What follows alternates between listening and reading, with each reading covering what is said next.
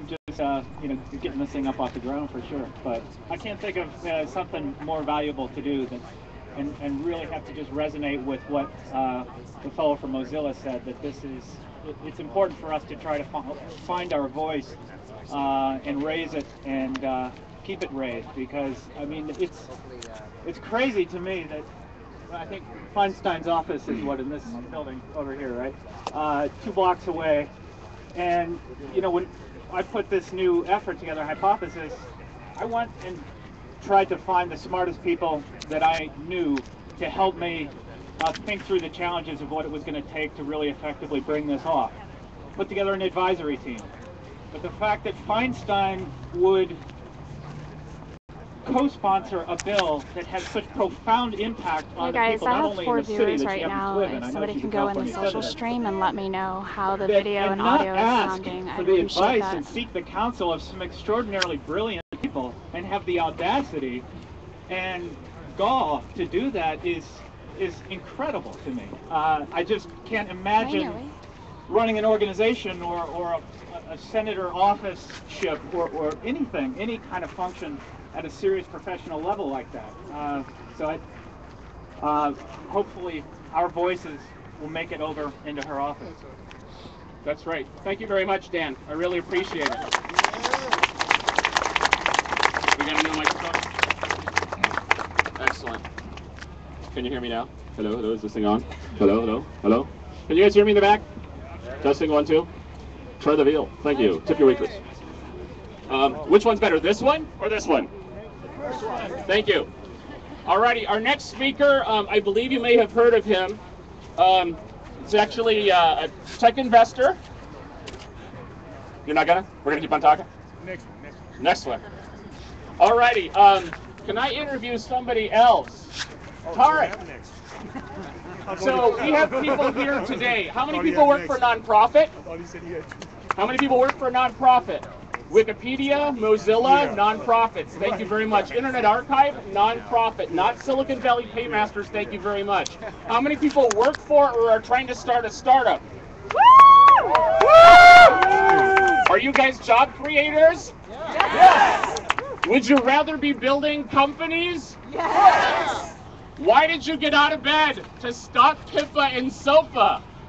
That's right. I'd much rather be coding in my jammies. Thank you very much. Alrighty. Mr. MC Hammer has actually been hanging out in Silicon Valley for quite a while with Mr. Ron Conway. Would you be able to say something for us, sir?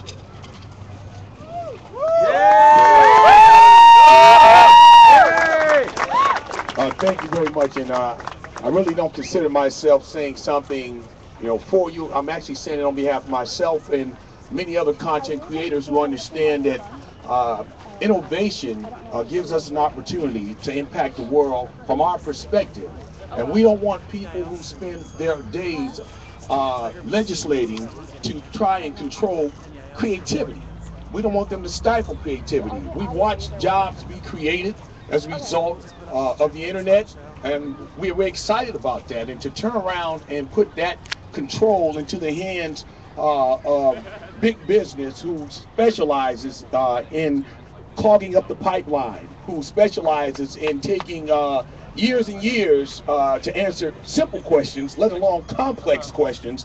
So not only do I speak on behalf of myself, but I speak on behalf of a lot of artists who don't understand the magnitude of what's going on, but certainly they would like to continue to be able to utilize the valuable tools that the internet has brought to a lot of artists, from actors to singers and musicians. And we need to do everything we can to inform, to educate, that this SOPA bill, on the surface, when they say that it is to protect rights and content, that may be the surface, but underneath it, as you drill down, you see all of these other clauses that would put a tremendous burden upon service providers and a whole lot of other people, and give the government the ability to shut down sites without due process. This is just barbaric in its very nature. So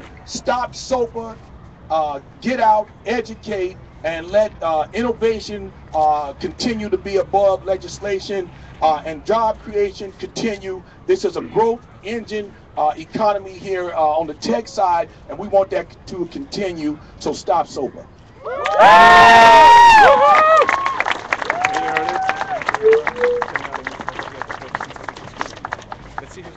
Alrighty, I would actually like to introduce our next speaker, Mr. Lett. Mr. Lett, Gideon Lett from technet.org, a coalition of computer companies as well as CEOs getting together to talk. Thank you very much for coming today, sir.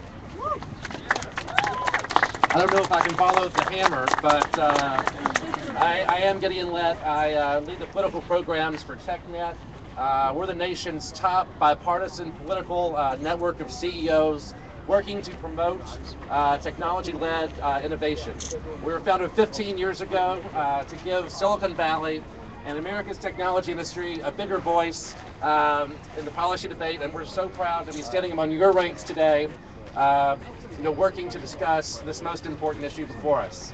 I really have to commend you all for organizing. I think that this issue has been a wake-up call for much of the technology industry. We've been working behind the scenes in Washington with our lawmakers. We've been working also to engage mayors across the country, and we really want to be involved and stand side by side with you all. Our key message to Congress right now is slow down, back up the train. I mean, if the key concern is general intellectual property enforcement, if it's that current laws are not stopping infringement enough, let's have the conversation. Let's have a thoughtful debate and discussion and investigate the problem and propose solutions. There's just too much right now that's unclear about proposed legislation, and we need to slow down. So I'll be brief and just thank you all so much. Again, make your voice heard, engage others in this debate. We'll be there with you. Thanks so much.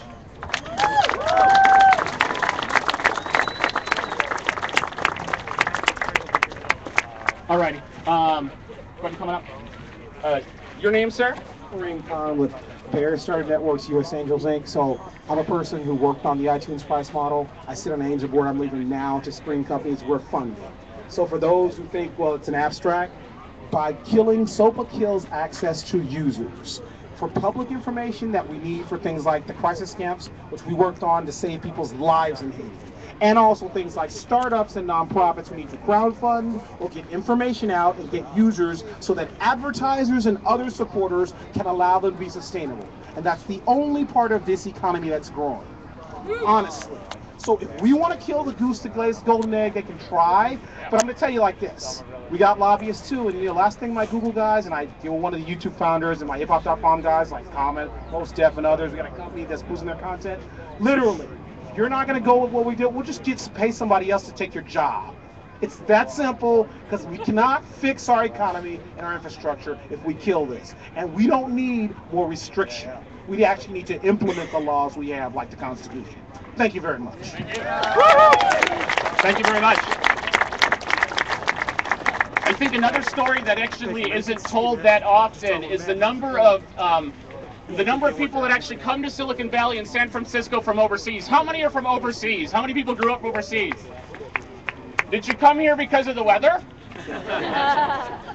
No, they come here to try and start jobs. Can you go ahead and come on up, sir?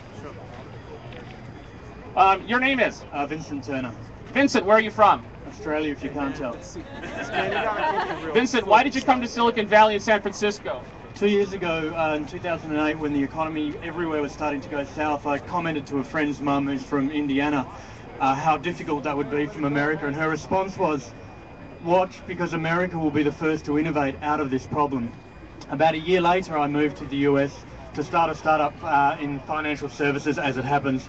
And the reason people move here, specifically to San Francisco, but to all the other parts of America as well, is because of the opportunity to innovate, specifically in technology, and not just in software, which is what I'm in, but clean tech and other forms of technology as well. America serves as a beacon to the world in regards to the freedom of speech and the ability to innovate. SOPA and PEPA, and only the little that I know about these in the most recent time that I've been able to come across them, really threatens the ability for America to be leading this charge and to be the source of this innovation, to attract and inspire people all over the world to come here and to innovate in their own part of the world. So we wouldn't have been able to do what we've been able to do in the last 12 months in an environment that wasn't like the American environment. And I also have to thank Jonathan personally, who doesn't realise it, but our co-founder and lead engineer we met at Hackers and Founders. So, yeah, so that was what it was. Thank you very, very much. Can I say something? Yes. Hang on for 1 second. Absolutely. Tarek? Actually, Chris McCann. Can you come up here? Chris McCann is... That's right. Chris McCann, can I ask you a couple of questions? Come on up. What does Startup Digest do? We publish a whole bunch of email newsletters to about 250,000 people around the world who are involved in the world of technology. And what type of events and stuff like that do you guys promote? Things like hackathons, meetups, user groups, educational events, conferences, things where you would go to meet people in your community. So people that you would go to and meet to like talk about starting businesses, that sort of stuff, help each other out, that's right? Of course. All right. How many people on your mailing list? 250,000. 250,000 people trying to create jobs and trying to innovate. Awesome. How many countries are you guys in? We're in 82 cities all around the world, pretty much every major city all around the world. Wow. And how long have you guys been doing this? 2 years, 2 months. 2 years, 2 months, 250,000. How many people, how many employees did you guys have like 6 months ago? 6 months ago we had 2, now we have 4. We're probably going to add another one. There's some of them, Chris and my co-founder somewhere. And everybody in our mailing list, so we all are involved with startup companies that employ the vast majority of people in this country. It's the only sector of the economy that's growing. The only sector of the economy that's growing. You actually are associated with I don't know if this is official or not, but I know that the Kauffman Foundation has actually perhaps helped you guys out a little bit. Why is that? So the Kauffman Foundation is a big, huge research foundation that studies entrepreneurship and the growth of economies. And what they found out is looking at the past history and time, companies that have been created in the past 3 years have accounted for pretty much the vast majority of jobs created in that year alone. And even more importantly than that, a few very, very small percentage of those companies, like 0.01 or 0.02% of these fast growing companies, make up like 50 to 60% of that entire share as well. So these companies, places here in Silicon Valley and tech hubs and places around the world that are growing, that are tripling, like Ron Connie was saying, these are the companies that create job creation. So if you meddle with this or screw the policies in some way that sort of stifle this in some way, you're going to get a lot less people coming here, you're going to get a lot less people growing companies, and it's not good for us or for the country overall. Thank you very much. Is there anything else? I think the only thing I would say is today is the day that the government has figured out that the internet actually matters. Also, on the flip side, today is the day the internet has figured out the government matters. So we also do need to take this in our own hand and take this as an opportunity to see what we can do and to make our voices more heard. That's right. And I'm really, really frustrated that I had to pull this together in the last 5 days.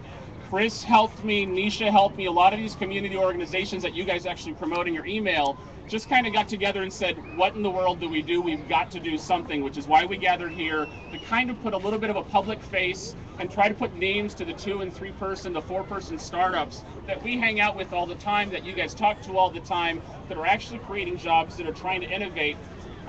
I can't even imagine the economic downturn that's actually happened and how much economic innovation has been lost just in today because all of us are so frustrated that we're protesting. Yeah. Thank you everybody for coming out. We really appreciate this. Thank you very much. Tarek? Is Tarek around? Nisha. Nisha is actually one of the organizers of a group called SV New Tech. Now you have to understand that none of us like talking in public, none of us like protesting, we're all geeks. Nisha is amazing. What is the group that you guys actually organize? I organize the Silicon Valley New Tech. We have 8,000 members strong, so visit our website, svnewtech.com. But we have hundreds of people that demo startups over the past 6 years, their ideas, their concepts. It's a huge organization. We have a sister organization, the New York New Tech Meetup, which is the largest tech meetup in the United States. They've got 14,000 people. They're the ones that organize the protest in New York City today. So really happy to be here. How many companies do you guys actually have demo a month? We have 4 companies that demo every single month, but we have 40, 50, sometimes 60 applications. We actually have to turn away people that want a demo because we have so much interest in just our meetup group. And mind you, there are tens and hundreds of meetup groups in the Silicon Valley that are just